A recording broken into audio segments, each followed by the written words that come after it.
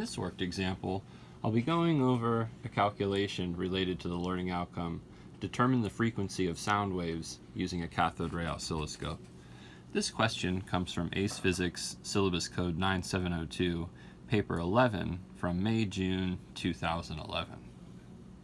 The question reads, the diagram shows a trace of a wave on a cathode ray oscilloscope. The vertical and horizontal grid lines have a spacing of 1 centimeter. The voltage scaling is 4 volts per centimeter, and the time scaling is 5 milliseconds per centimeter. What are the amplitude and period of the wave?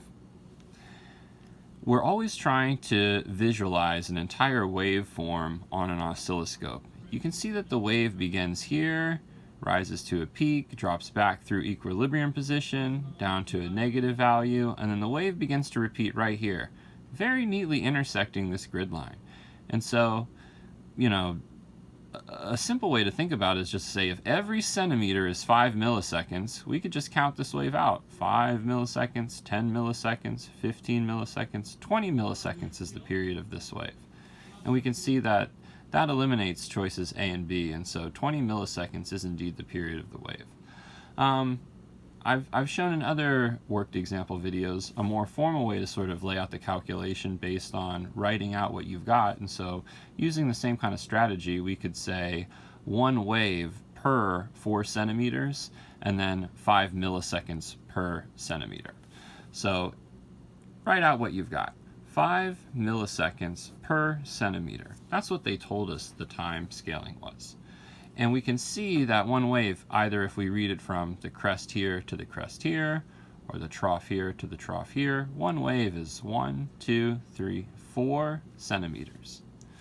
So we've got 4 centimeters per wave. Centimeters will cancel, and as we've just shown a moment ago, there are 20 milliseconds per wave. The time per wave, remember, is the definition of period, which we usually use capital T to show.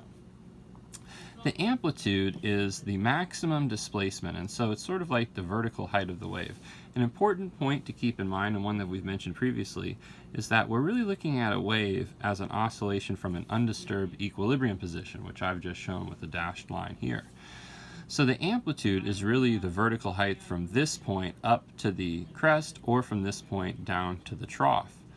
You can either use your judgment and say if every centimeter is 4 volts, then it clearly occupies an entire centimeter and then a half of another one. So 1.5 centimeters times 4 volts per centimeter, 4 volts per centimeter times 1.5 centimeters of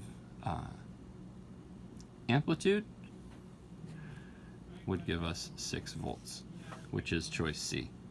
The other way to think about calculating the amplitude, which doesn't rely on sort of your judgment to judge that this is halfway, is to look clearly here at the trough of the wave and the crest of the wave. The entire height of the wave from crest to trough is 1, 2, 3 centimeters. And then we would half that value to arrive at the 1.5 centimeters of amplitude. So the correct answer here is choice C.